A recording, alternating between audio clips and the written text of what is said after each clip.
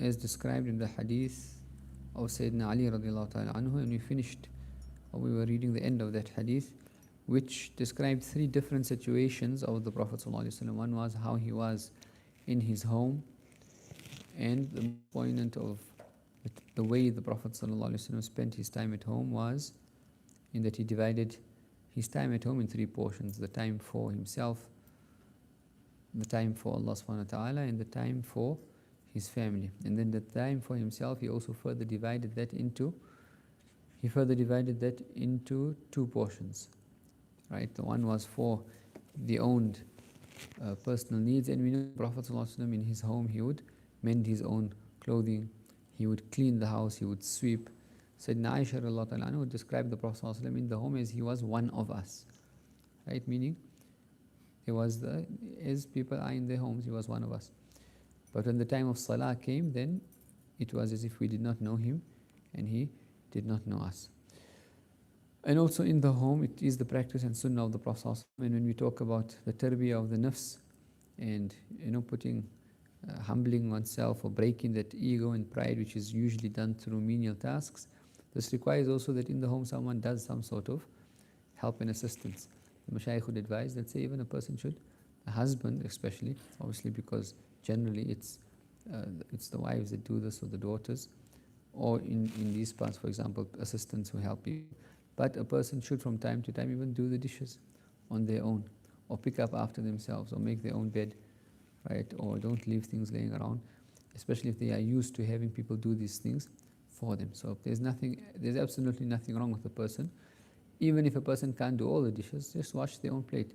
If you've drinking something or drunken something from or you had tea or coffee, wash the tea or coffee out. Or a person can put the dishes themselves into the dishwasher. Any form of khidmah also, which a person can help and assist to just break their routine. A person shouldn't get into a routine of being comfortable in the household where everything is done for them, no matter who it is, whether it's the husband or whether it's the wife, and if she has people that come and assist them. Especially the display of character of a person is in how they treat people that assist them in the home. If someone has external assistants that come and help them, then one has to, obviously they are providing a service, right? But one has to then also go out of the way to ensure that the children don't grow up looking down on these people, right? And also treating them with a sense of entitlement. And part of the training also is to train the children and say, you know what, you go and help them today do this. And there should be absolutely nothing wrong in the children of a household helping someone who's doing work in the garden or doing work cleaning up or anything of the sort. Otherwise, what we are doing, we are instilling pride in the hearts of the children, in that they mustn't do something because this is someone else's job for them. And sometimes not just to tell them to do it, to tell them to do it in the presence of the person that has come to help. Then also when people have to deal with, and we're talking specifically about the situation because this is common here in our parts as well, and it might not be common in other parts of the world, but people have full-time assistants helping them. Right? One doesn't give money to the children and say, go and give this to that particular person. Right? There are certain matters that one deals with them as well. One doesn't shout, or one doesn't raise one's voice, or one doesn't, even if one has to sort of correct any course of action, one doesn't do it in front of the children. What does the children learn? The children learn that this is someone now of a lower state. So my parents or my father or my mother shouts this person. What happens? They start treating that person in the exact same way. And what is the sunnah with regards to any person that assists another in any form of service? The sunnah of the Prophet ﷺ is mentioned by Sayyidina Anas radiallahu ta'ala anhu. He said, I served the Prophet ﷺ for 10 years, and not once did he ever ask me with regards to something I was supposed to do and didn't do it, why didn't you do it? Or with regards to something, right, I ought not to have done and I did it, why did you do it? Right? This is the epitome of character, because generally we get upset because we think we weren't listened to and my right wasn't fulfilled. And even one day Sayyidina Anas radiallahu ta'ala anhu mentions the Prophet ﷺ sent him on an errand, a private errand. And he says, I forgot because I went out of the house and I was in the street. I caught up with some of the young boys. Sayyidina Anas, when he came to the Prophet ﷺ in Medina, he was only 10 years old, right? And when the Prophet ﷺ passed away, he was 20. So he was a youth and he was very young. His mother brought him to the Prophet ﷺ as an offering, saying he's an intelligent boy, we want to give him up in the service of the Prophet ﷺ. This is another sacrifice the Sahaba actually made, right? They gave up their children in the service of the Prophet ﷺ. And also the great ulama of the past as well, their parents had given them up. Imam Shafi'i, his mother had given him up to go study. Shaykh Abdul Qadir Jilani, you know the famous story when he was sent in the past to learn deen and to learn the knowledge of the deen, or even the spiritual path. People have to travel away from home, long periods of time and distances away from home. So their parents had to give them up to Allah subhanahu wa ta'ala for the sake of the deen. This was another sacrifice. So he says he was playing in the street and he forgot about it until he feels someone covering his eyes from behind. And obviously he knows it's the Prophet ﷺ. And the Prophet said to him, Anas, what did I send you for? Or where is the item, or what is the hajat, the need I sent you for? The Prophet gently reminded him, and he said, Ya Rasulullah, and right now I'm going. The Prophet never censured him, never took him to account for that. And so generally they would say when a community leader or a person who is in charge, when he displays good character, Imam al-Haddad actually mentions this, right? So he says if the sheikh has to display good character, then the people around him generally have bad character. And if he has bad character, then the people around him generally have good character. What does it mean by when he has good? When he lets everything go, he doesn't take anyone to account. So what happens? The people around him have to start now, keeping things in order, keeping people at bay, doing certain things.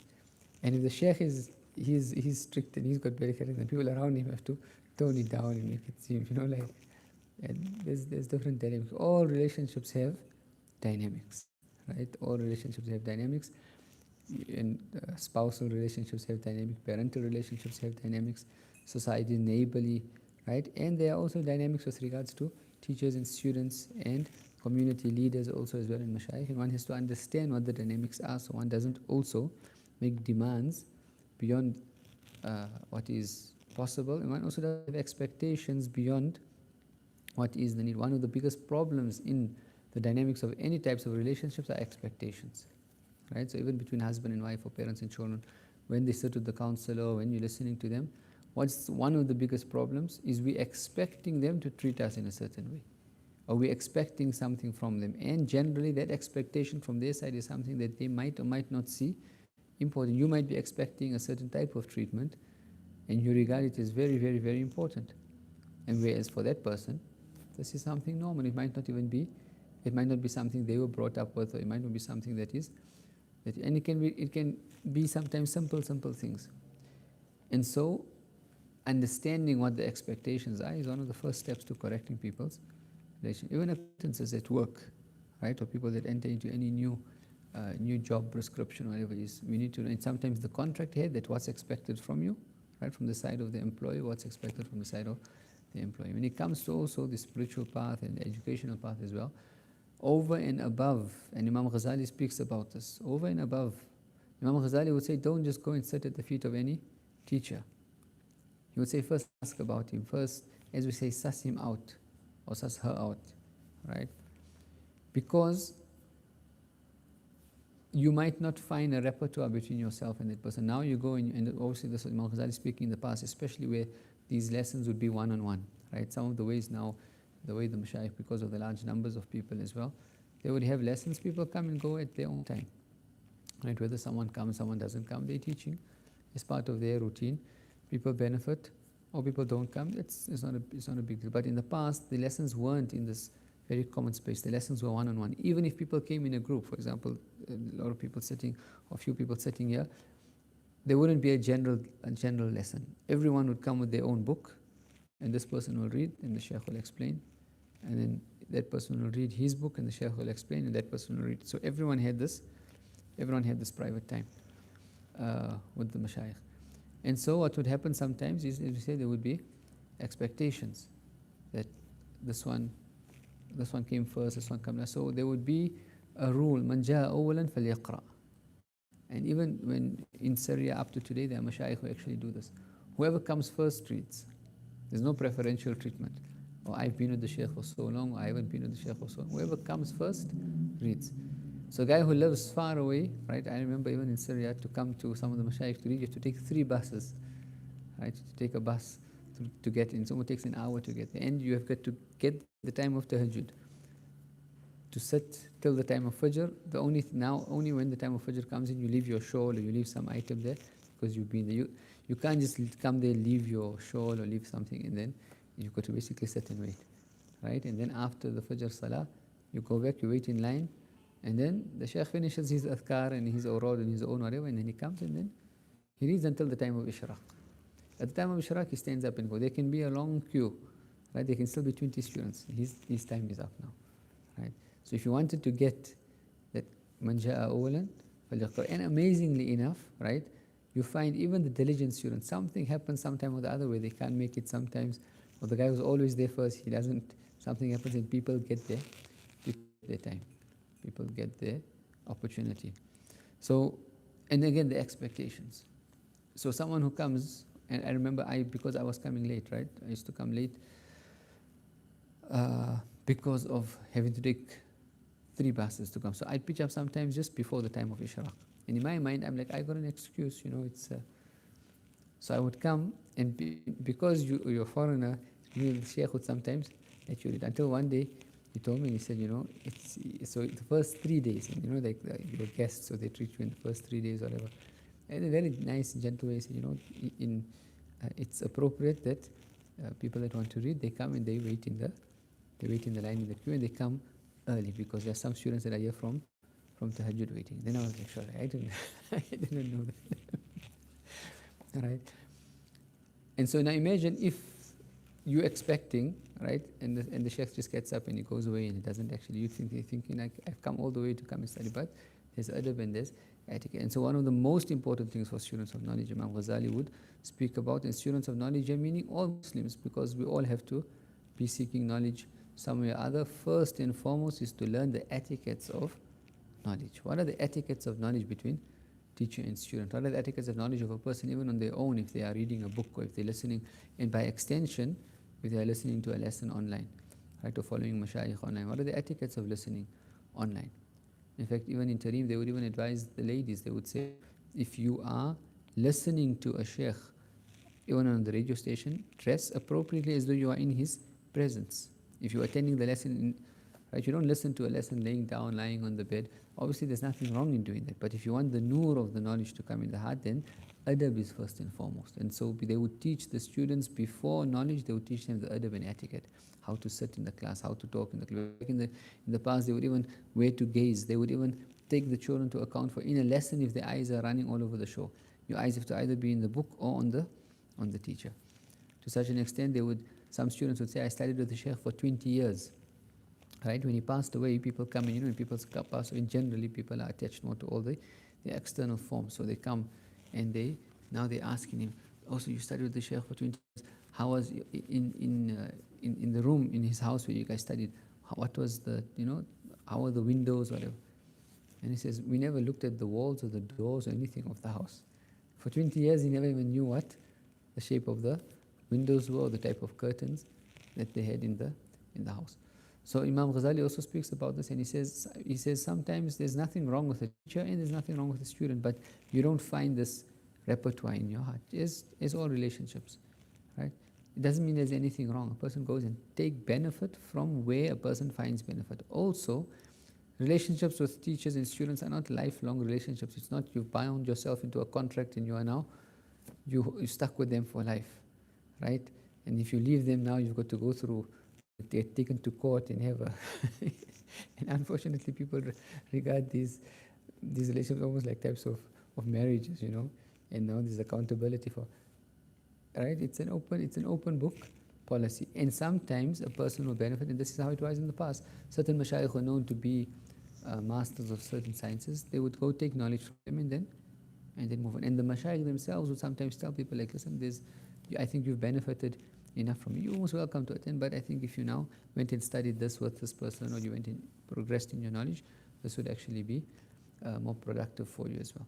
And so there was never any hard and fast rules in terms of the expectations between teachers and students, where people get upset, or there's this sort of accountability. The mashayikh are always very, very, very easy.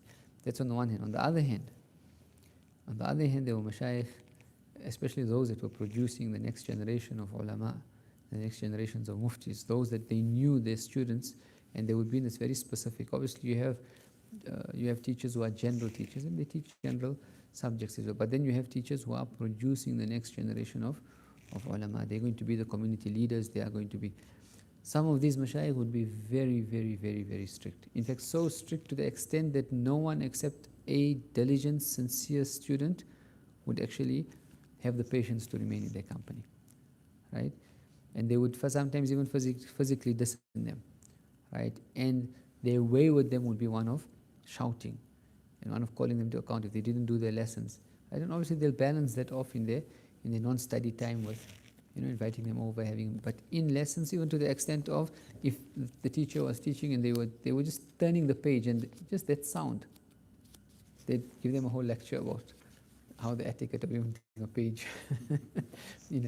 And the many students, they don't have patience with these teachers. But you see the result. Those that graduated under their hands, right? They became, and obviously they were preparing them for the positions and the responsibilities they would have. Why? Is because also as an aman, if the teacher knows this person is going to be a judge, or this person is going to be a mufti of the country, and he hasn't done his tarbiyah, this person is still going to be, right now he's going to be in front of people, he's going to have fame, he's going to have wealth, he's going to have these if he has not made Allah subhanahu wa ta'ala the sole objective of what he's doing, then who's the cause for that? So the teacher would regard himself as being a failure if he didn't prepare the student correctly. And so we find that the Prophet ﷺ as well, he would have this relationship with the Sahaba. Certain Sahaba would be given more difficult tasks, or would be taken to account, right, more than other Sahaba.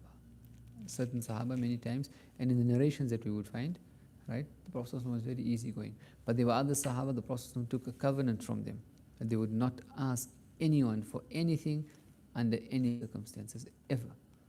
So they say even he would, if he got onto his horse or his camel and his whip fell down, and if you're on a horse and camel, if your whip falls down, you can't just bend down and reach it, you have to literally get off again. And sometimes getting onto a camel or a horse, right, obviously the Arabs, it's part of it's like getting into a car for us becomes normal, but it's a difficult thing, and they would not even ask anyone, they would go down and pick it up.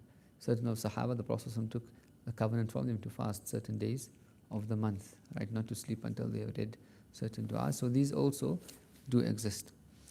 And so that was the time of the Prophet in his home, the time how the Prophet spent time with people. Then the hadith spoke about the way the Prophet spent his time outside the house, and then the way the Prophet was in his gatherings. Now,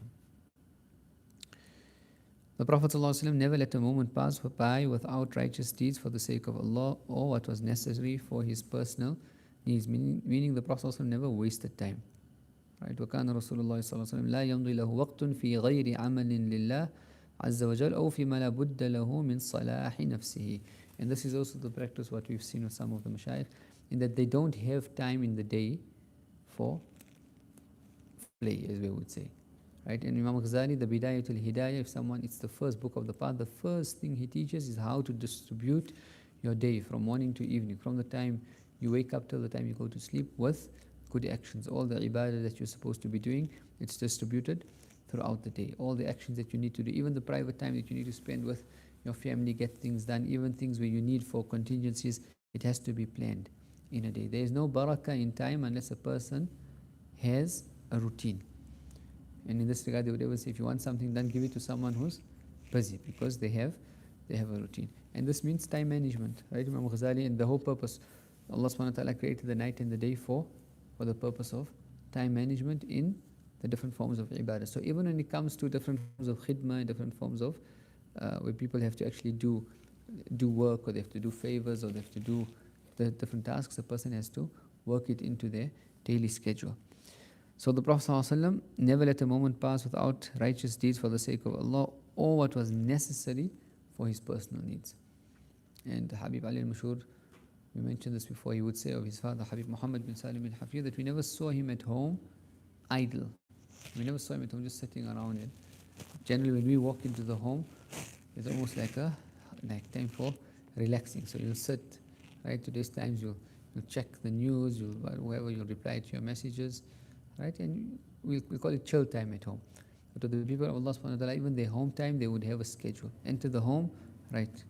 The children have their time to read, right? The wife, there's two types of time they would spend even with their spouses. One was obviously time that one spends with their spouse, right? But also there would be a reading, special reading between husband and wife. They also have to develop their own relationship and develop their own knowledge about their relationship as well. How is that done? That's done through them also reading and having time together. Then he would say he would have a time to do his editing of some manuscripts as well. Then time for fatwa. And then only when it was time to eat, would he eat. And only when it was time to rest, would he rest. One of the mashayikh in Tarim as well, it was said about him that he was so particular with his time, right? And his wife mentions this about him after his death. And a lot of things only became known about him after his death. He didn't have an institute, and he didn't have students to teach for whatever reason. So what would he do? He would author books. But every day after Asr, he would sit on his doorstep. And anyone that walked past, he would greet them. If they were students of knowledge, he would say, if you want to read a book to us, come. And on his doorstep. I mean, you come and you have to be humble enough to sit on your desktop, on his doorstep, on the main street, and you come with a book. And he was known to be a master, Nahwi master, Arabic grammarian. But inside the house, and that was his time obviously he gave for the students and the people. So people who wanted to come, they would say, why doesn't he teach? Why doesn't he teach institute or in the evenings, or students want to come to him at night? Afterwards, his wife would mention to obviously the ladies, and it was then conveyed from the ladies to the men, that he was so particular with his time, for example, that his time after Isha Salah, he would do his sunnah, he would do his witr, he would do his recitation of Quran, and then he would author his books, right, for an hour. And it was so particular that at 8 o'clock on the dot, if he was writing, he would put his pen down. And his wife would bring his food at that particular time. From 8 to 10 past 8 or 8 to quarter past 8, that's the only time he would be using for eating. If for whatever reason the meal was delayed, and the wife knew that if she was delayed with the food, he's not going to eat after quarter past 8. He's got some other work. He's got other work that he's got to do.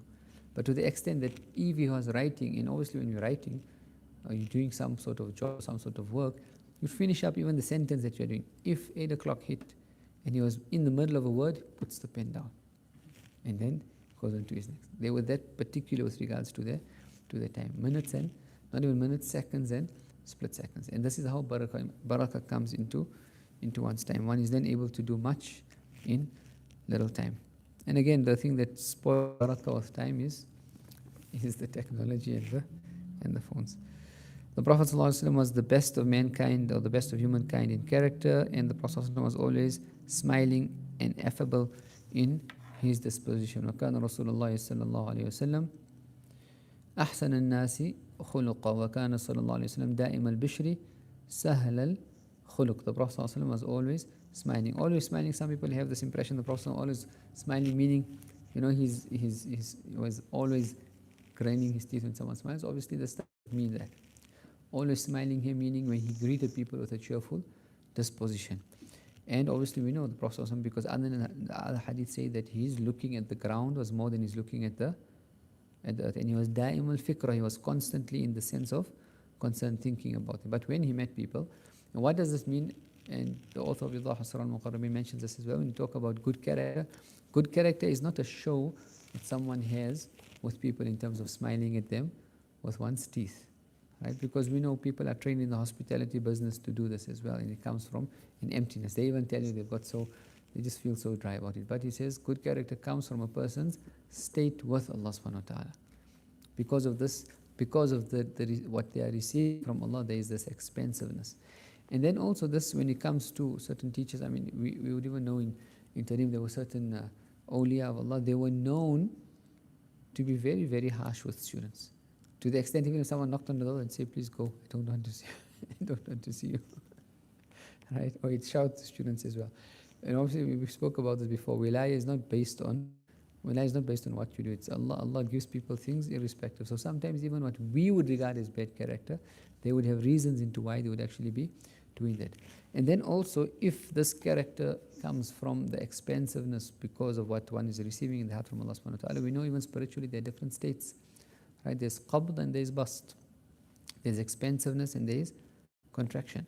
And we see certain of the ulama, they are constantly in the state of contraction.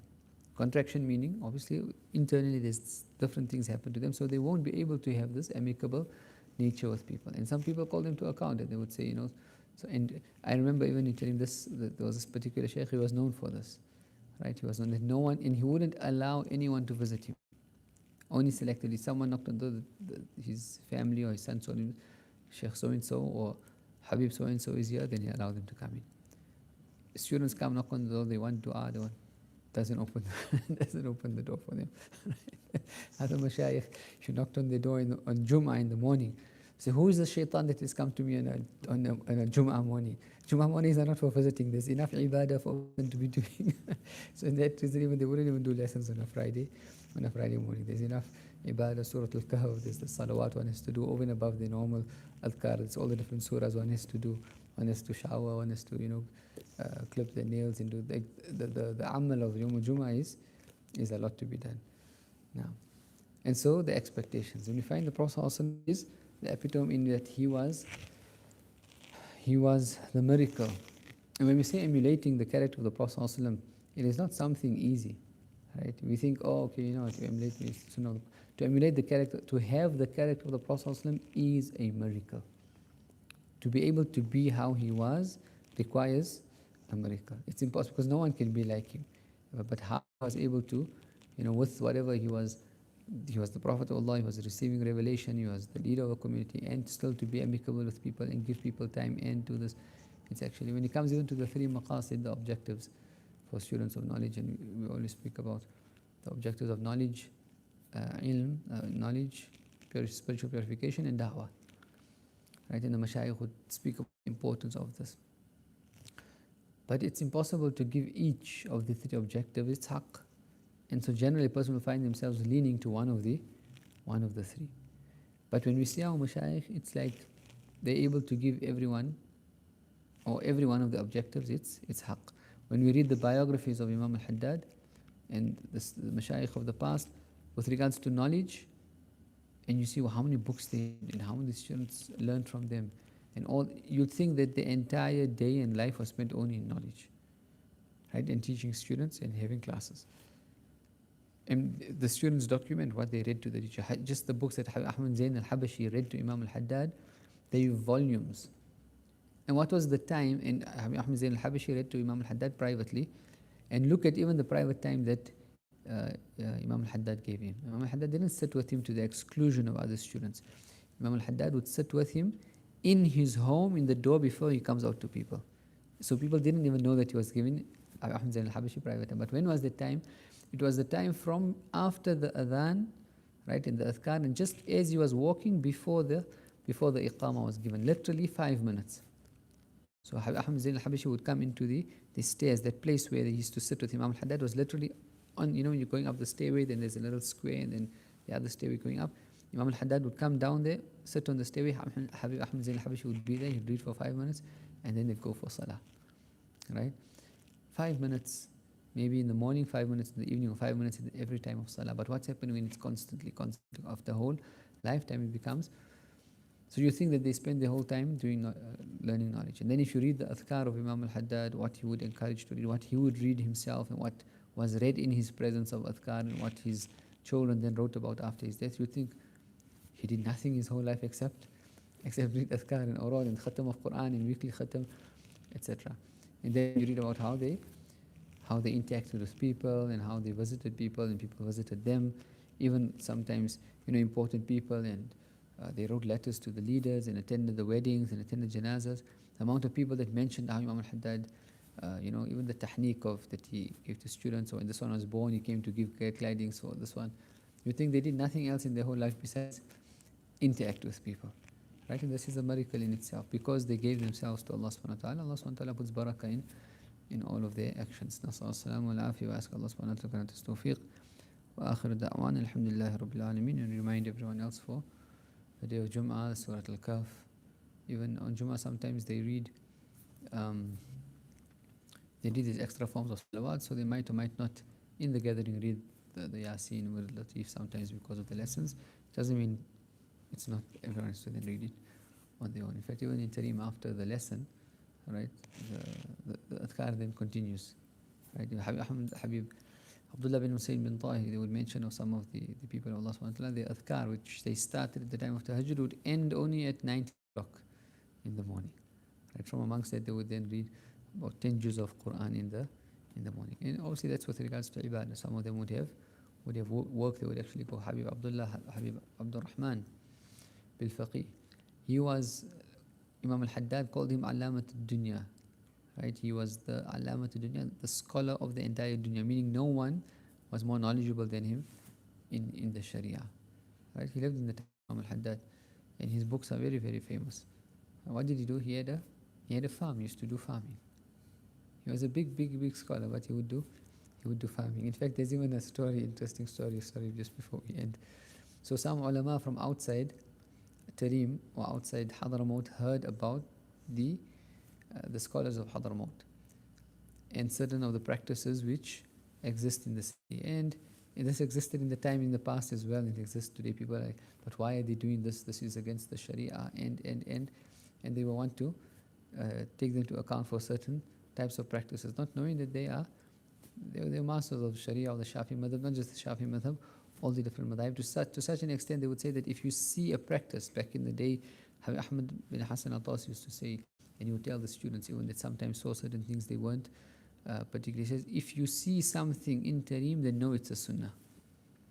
Don't ask about the practice. He says, go and study, and you'll find that the practices of the day-to-day practices of the people of Tareem has its sources in the Sunnah.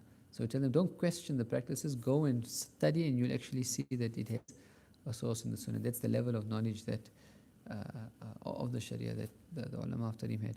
So these people came and they wanted to have a question. So as they passing and they entering Tareem, they pass by the farm of Habib Abdul Rahman bil Faqih. So he asks them who they are. They said, no, we've come, we have these questions. And so now he realizes they want to come and cause problems in the city. He says, what are the questions? They said, how are you going to answer them? He says, maybe, just from what I know about them. So they say, okay, there's this particular question. He says, this question, what I think of my masters, my teachers, he himself, if they were asked this question, they would have replied like this. And they go to 20 questions. I don't know how many questions, 14, 20. I think if they were asked this question, they would have replied. And these people are flabbergasted because they're getting a reply of a talk. They tell each other, they say, this is the reply of the farmer of the city. Then what about, oh no, let's just go back. وصلى الله وسلم على سيدنا محمد وعلى آله وصحبه وسلم سبحانك اللهم وبحمدك نشهد أن لا إله إلا أنت نستغفرك ونتوب إليك. فاتنا أسناد الرسول إلى حضرة النبي سيدنا محمد صلى الله عليه وسلم الفاتحة.